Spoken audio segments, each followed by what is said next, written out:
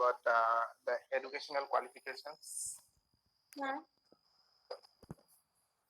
And then the next point, professional experience.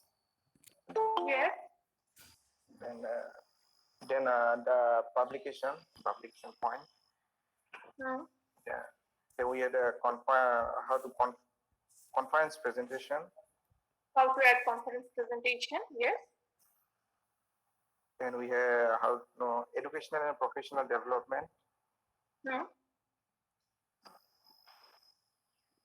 And the next point, a seminar or professional training or workshop or course conducted. Yes. And then afterwards, we how to write the achievements. And lastly, we had how to add professional affiliations and the membership. Membership, yes. And if there is any additional information, did I talk about that additional information? Yes, we had also works cited references.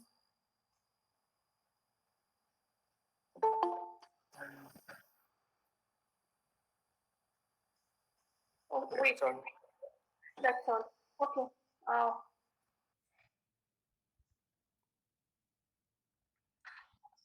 Yes. What did you say? A work cited or something like that? What I did not get the that point. Yes, in the publications in the last we write work cited references. Okay, it's the same thing. Work cited. Yeah, work cited. If you go to your work cited section of the book, you will understand that how you should add publication details. And I guess I also gave you some examples how to add it. Did I? Yes. Or how to add book chapters or how to add journal details. And I also told you that at this point of time, you might feel little confused, but then once you have actual publication, they will make sense.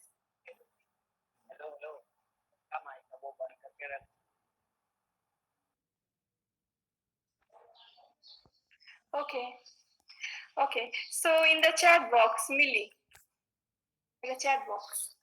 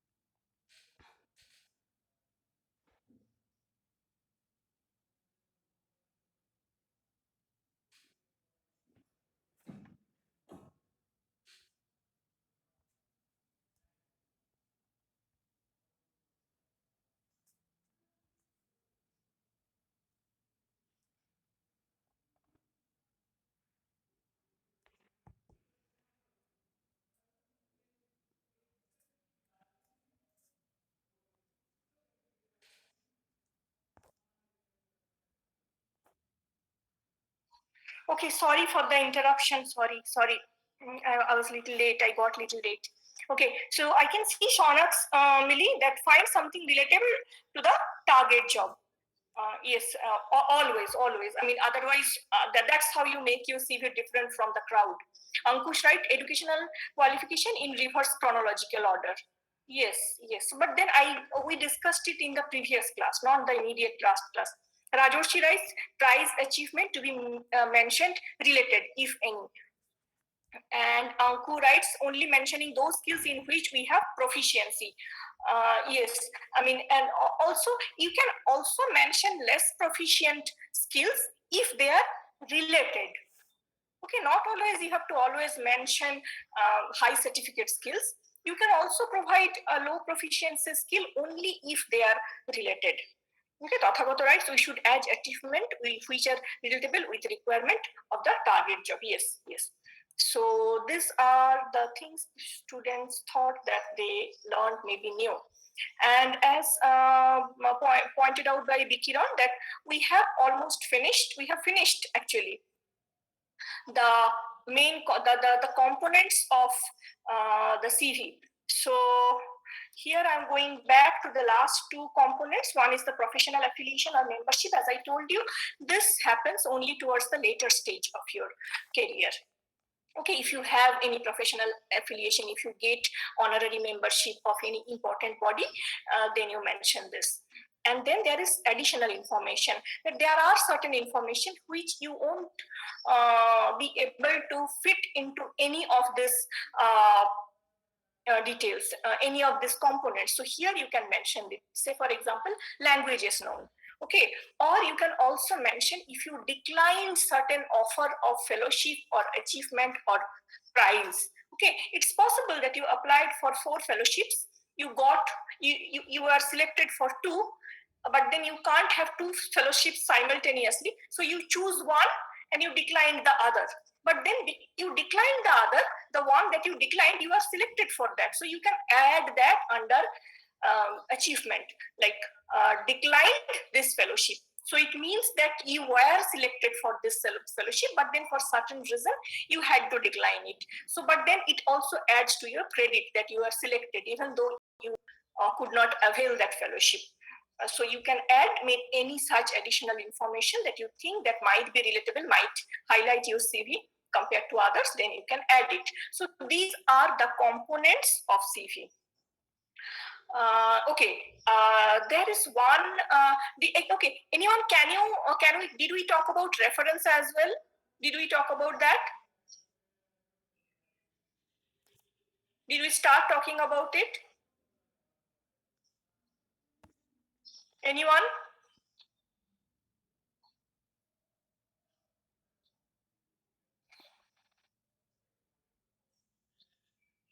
Did we talk about reference in the CV?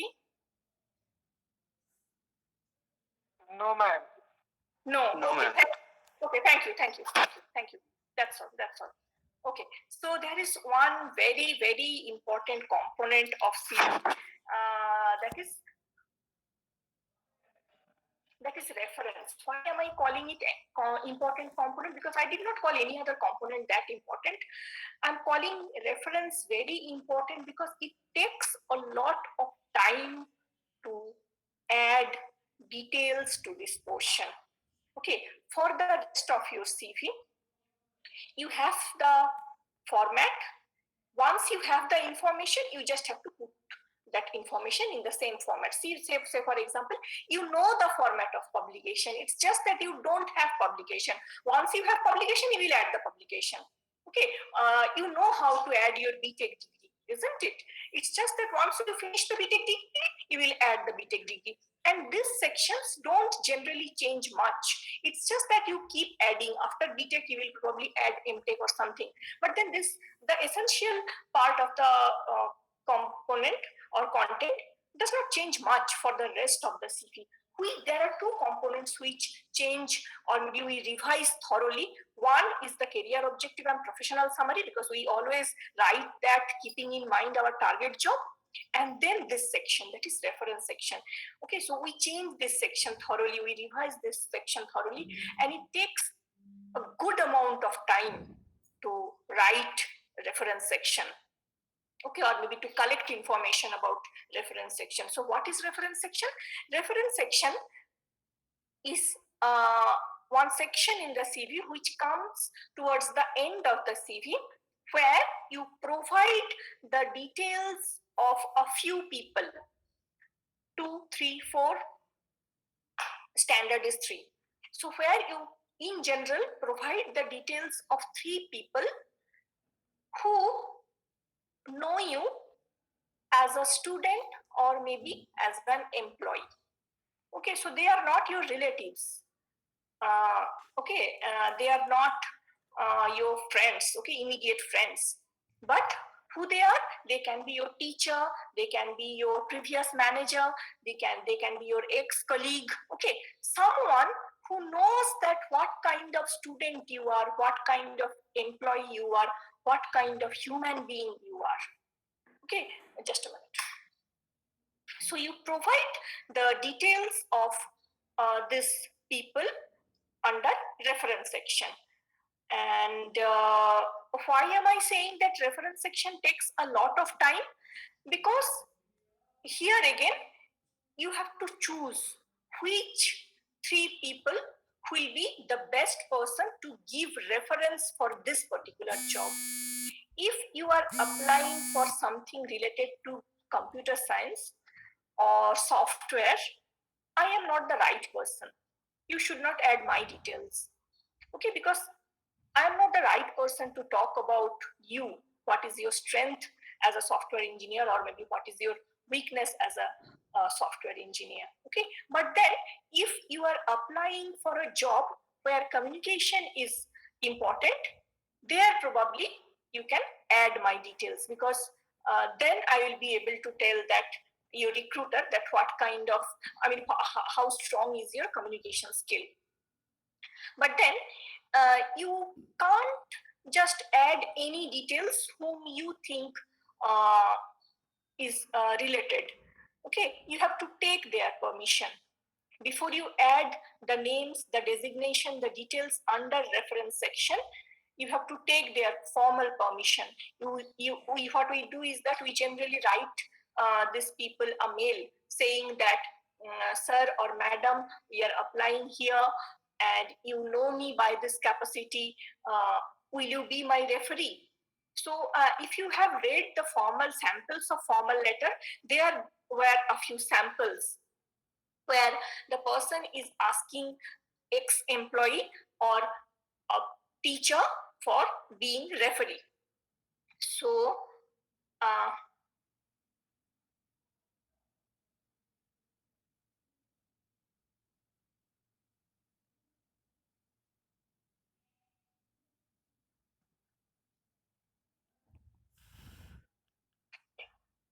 generally we provide 3 references. Okay, I'll quickly show you how is it. Okay, you might be a little confused that what it is. Okay, I'll just show you. Hold on, I'm sharing a link.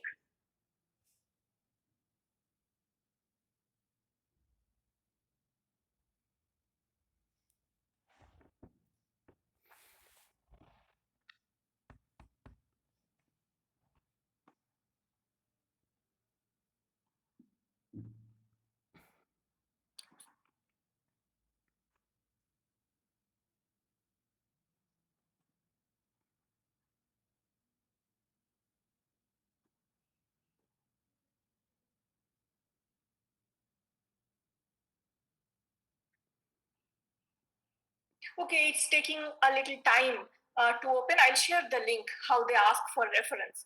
So go back to my post at that I made at 1:52. Okay, so we generally provide the details of 3 people.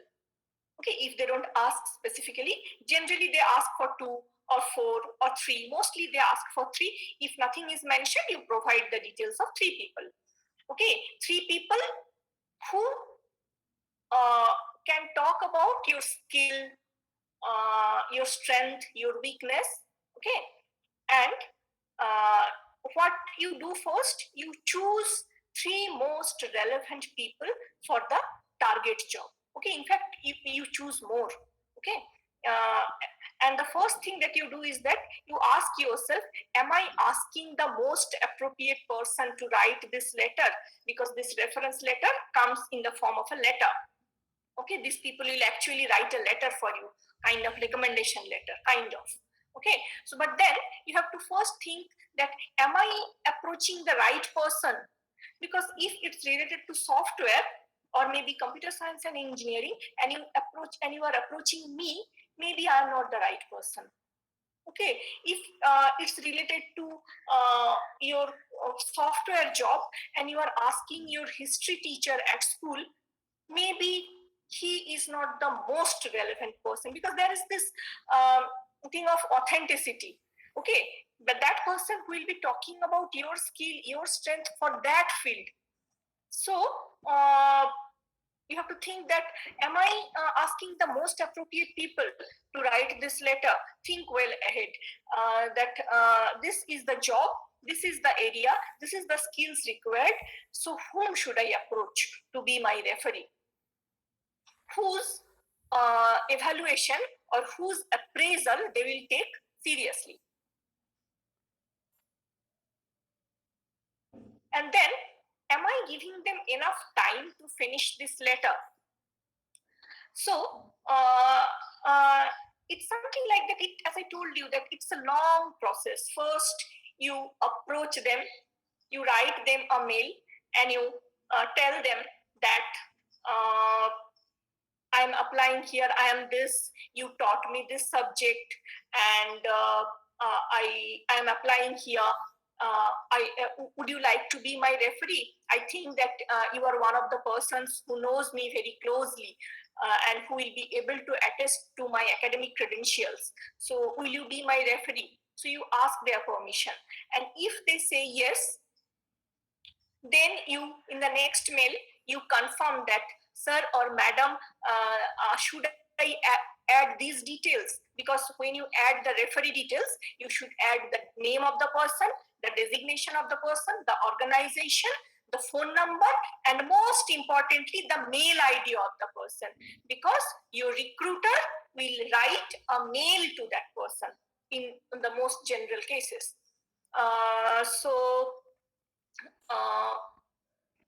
It's a long process, and then this recruiter will write them a mail that, see, your student has applied for this post in our university or in our organization, and he or she has mentioned your name as a referee.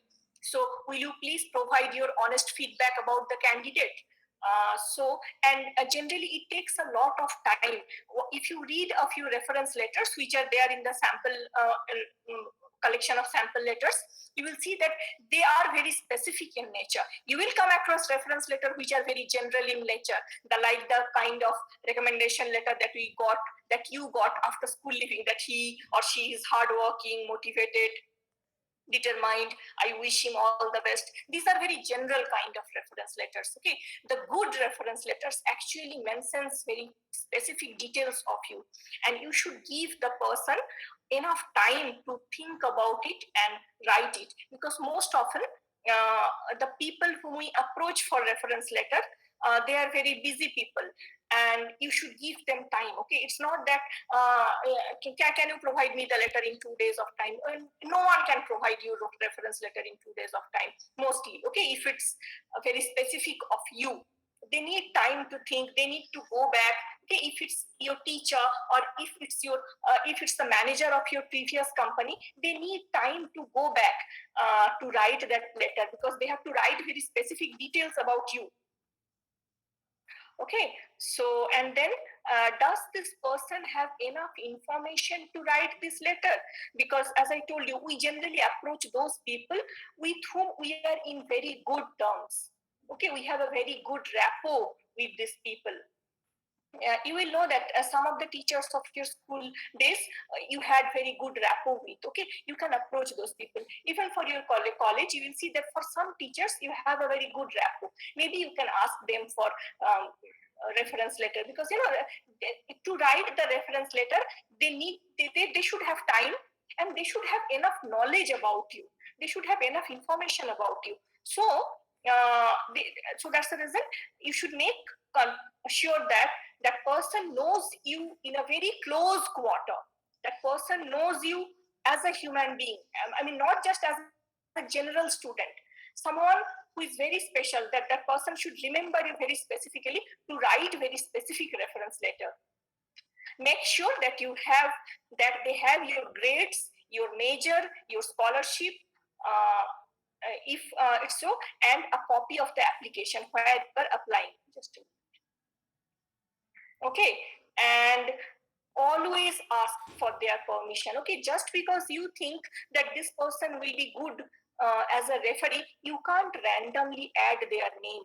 Okay, you might think that Dean sir will be a good person, because he is the dean of our school. So you can't just add Dean sir's name. You have to take his permission, and he might reject. He might say that no, I can't give you reference letter. Okay, and then there are various reasons. But then you should always ask for permission before you add their details under reference each time you add that. Okay, just because he agreed 1 year back does not mean that he will agree this time. And there can be different reasons. I'll give you a few reasons that why people many a time reject your approach, reject your request to give them a reference letter.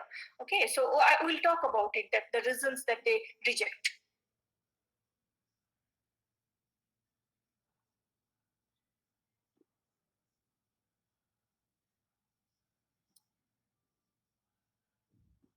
Yes. And then the next point is that be open to rejection. And if you're, say, for example, you asked one person, your manager, your ex-colleague, your teacher, and if they say that, no, I can't give you, then approach other people. Okay, it's okay. People many a time reject. As I told you, I'll give you the reason why people reject, and you will understand that some of the reasons are official, some of the reasons are genuine. So it's okay. So that's the reason when you prepare a list of the people who can be your referee, your list should be long enough. Okay, that you can't just make a short list of 3 people, because it's possible that 2 of them might reject. Okay, so generally we prepare a long list of people good or relevant for the job, and then we approach them, and if they reject, then we approach the other person. And what are the specific details we add under reference? So as I told you, we generally provide 3 references. So number 1, name, designation, institution, and contact info. Number 2, name, designation, institution, contact info. Number 3, name, designation, institution, contact info. And please always confirm it, because people change their mobile number, and people change their mail IDs. Like they stop using one particular mail ID and they start using another mail ID. It's possible that the person whom you are approaching had one institutional mail ID, and meanwhile he has changed institute, so that institutional mail ID is no more valid. Okay, or maybe that person has retired from the job.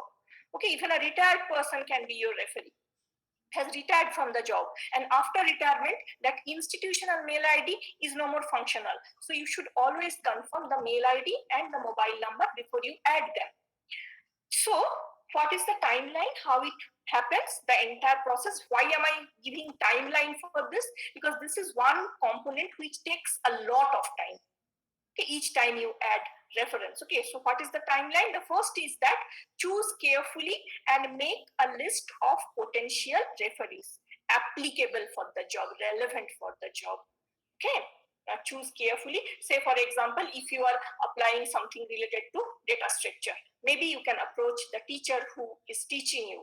Okay, so he has some authenticity. His evaluation will be much more authentic than someone else who taught you history or geography or something. So choose carefully and make a list of potential referees. And then once you have the list ready, and as I told you, the list is generally has more name than the actual number of referees asked. If they have asked you for 3 referees, your list should have more than 3 people, because there are chances of rejection. And then what you do, you write a mail to these people, these potential referees, seeking their permission. and with self-introduction. Don't assume that these people will remember you. You can't just start writing that I'm applying here, okay? You should be very polite. You should self-introduce yourself, or at least give them some idea of the status of what you are doing, and details of the post that you are applying, where you are going to add their referees in your CV, and where you are going to send your CV, because based on that they will take the decision. Say, for example, let me give an example. You want to apply for some communication related job in IT Silchar. Okay, so you thought that because it's communication related, I'll add Arijita ma'am's name. Okay, so you wrote me a mail, and I remembered your class performance or maybe your mid semester performance, and I thought that yes, I can write reference for this student. Okay, he or she is a good performer. Okay, I will say yes, but then if you say that no ma'am, we are going to apply, I'm going to send this CV to NIT Silchar, I might reject after all this, because it's possible that I probably am not in good terms with NIT Silchar. There are chances that it's possible that I left NIT Silchar and after that we are not in good terms, or maybe we had some kind of disagreement.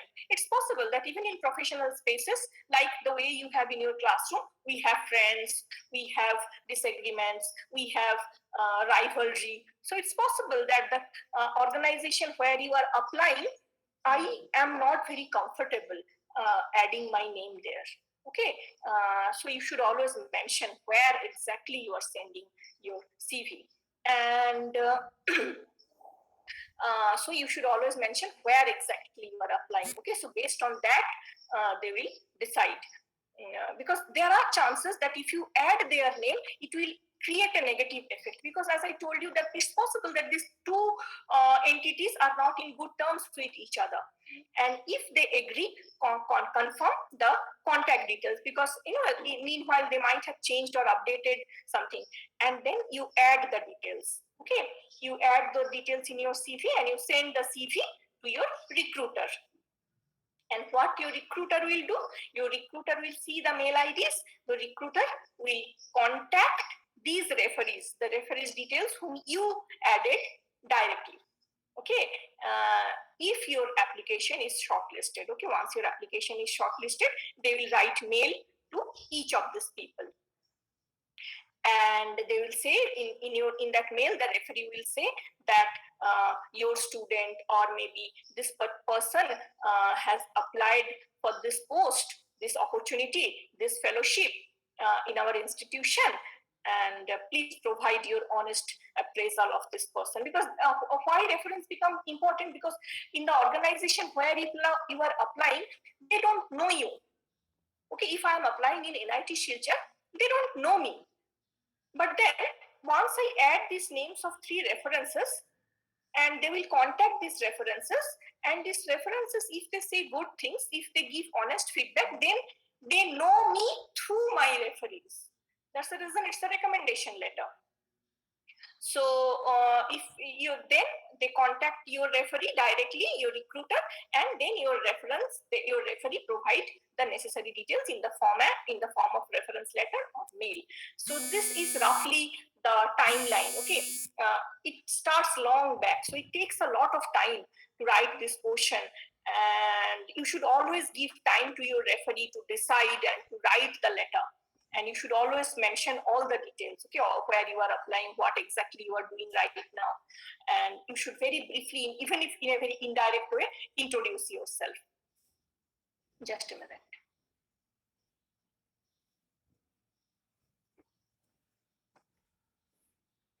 Okay, so is this clear that what is the purpose of the reference section?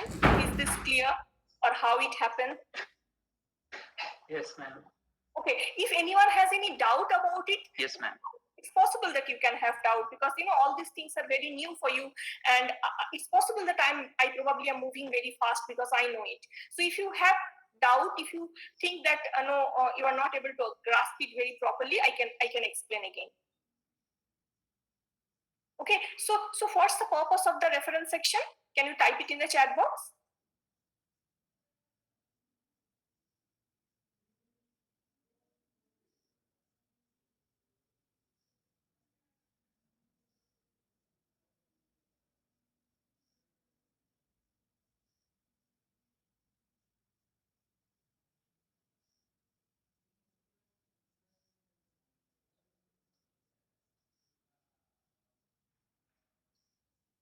What's the purpose of the reference section?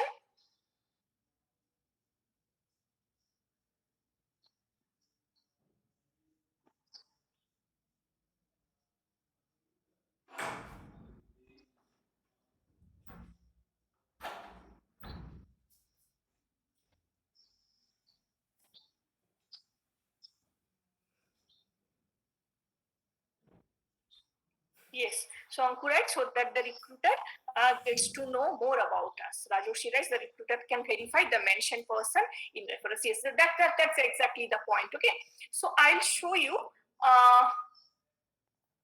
3 letters, okay, which happened as part of this timeline. Okay, I told you how the process happens. Okay, so to give you a little more clarity, I'll share these letters, okay, so that you understand that how it happens and how serious is that and why you should take permission.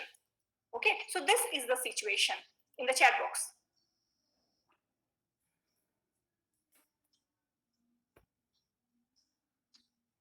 So there is one applicant. The name of the applicant is Dr. Ashwati Chandran. She is applying in Indian Institute of Technology, Jodhpur for faculty position. And in that CV that she is sending along with the application form, she wants to mention Professor Vijay Kumar's name. How Professor Vijay Kumar knows Ashwati? Professor Vijay Kumar taught Ashwati at the master's level. That is one. And then Professor Vijay Kumar again was the examiner of Ashwati's PhD thesis. So there are 2 ways Vijay Kumar had opportunity to know Ashwati as a student, not as a colleague or not as an employee. Vijay Kumar will be writing as a teacher. How?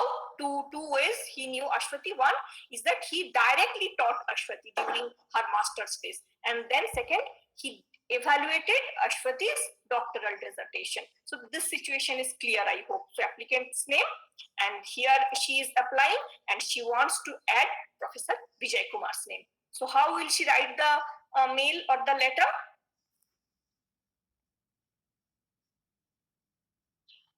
Okay, so here in the first letter, Ashwati is writing to Professor Vijay Kumar seeking permission. As I told you, you should always ask for permission.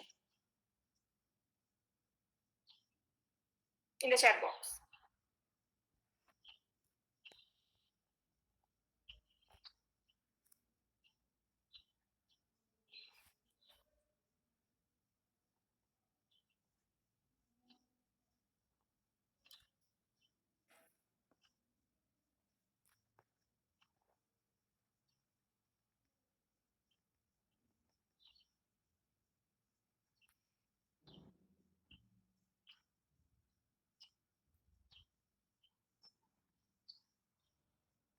Okay, read it and then I'll explain.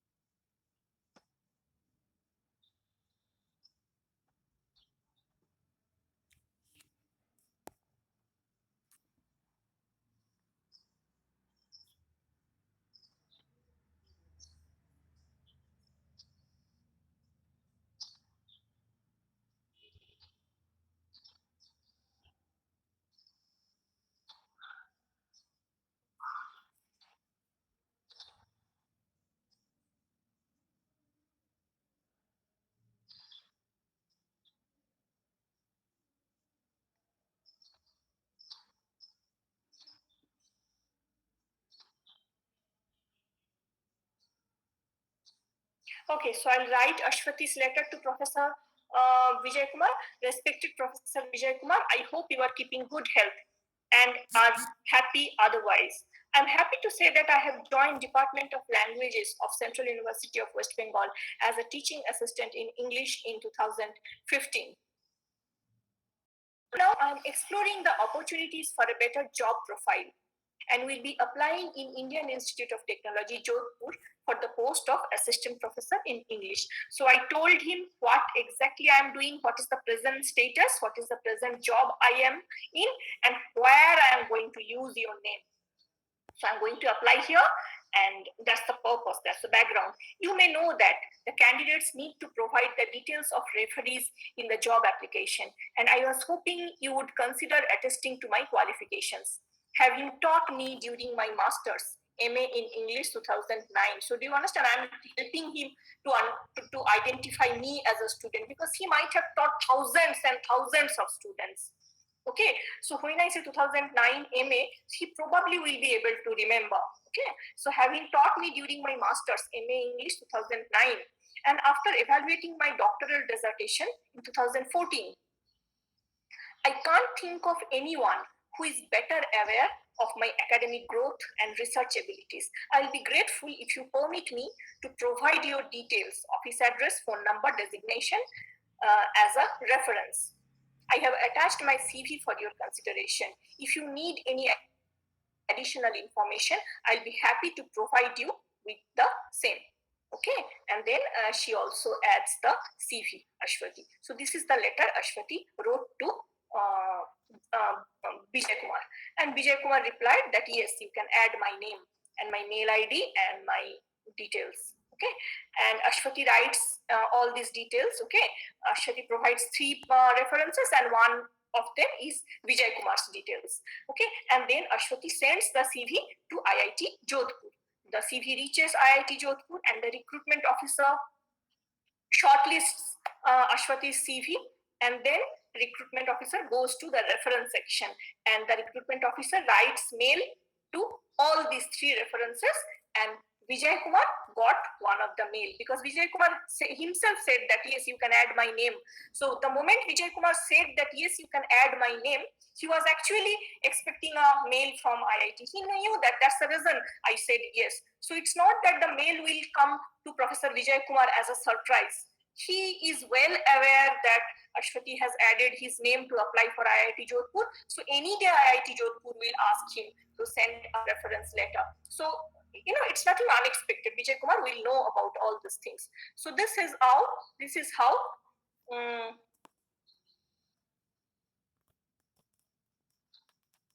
Vijay Kumar will get a mail from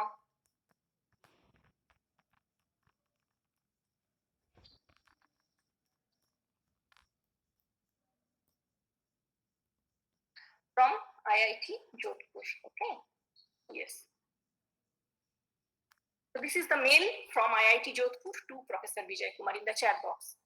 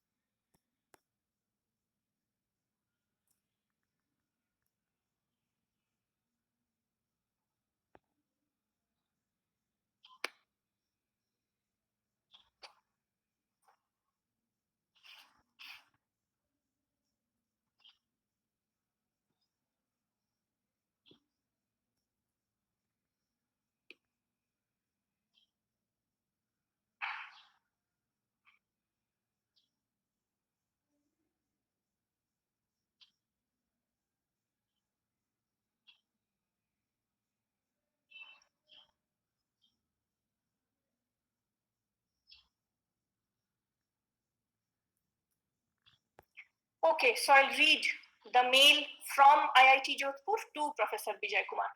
Respected Professor Vijay Kumar, we are writing to you regarding Dr. Ashwati Chandran, who has applied for a faculty position at the Indian Institute of Technology, Jodhpur. As I told you, they never use acronym in the first place. Though we all know about IIT, even then IIT itself mentions it as Indian Institute of Technology and not as IIT.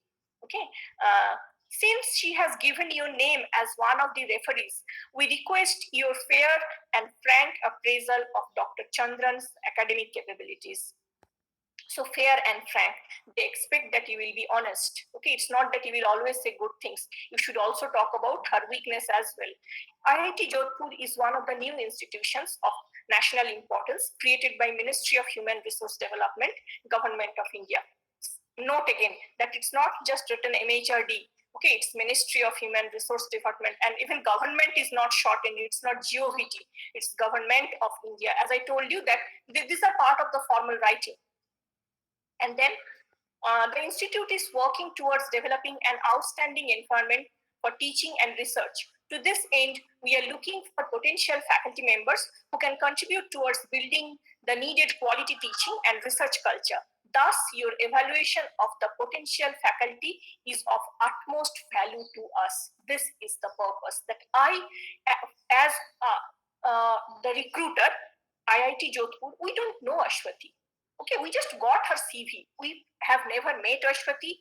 We don't know what kind of human being or a student or an employee Ashwati is. We just have 3 pages about Ashwati. So we rely on you because you taught Ashwati. So we will take your appraisal very seriously. So, we don't know Ashwati. So we rely on someone who knows Ashwati. Thus, your evaluation of the potential faculty applicants is of utmost value to us. In your assessment of Dr. Chandran, we request you to outline her strengths and weaknesses with emphasis on, and then they have provided 7 criteria. On exactly these criteria, they are more interested to know.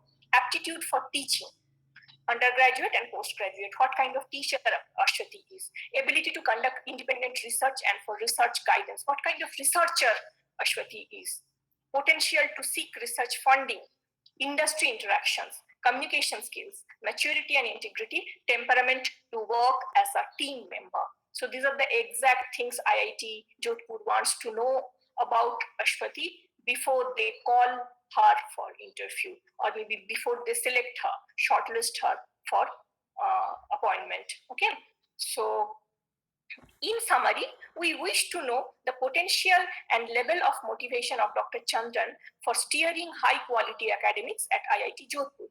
Please feel free to add anything else that in your opinion, may help us evaluating the candidature of Dr. Chandran. Please tell us about these 7 things, but then if there is something more other than this, which you think is important, please add that.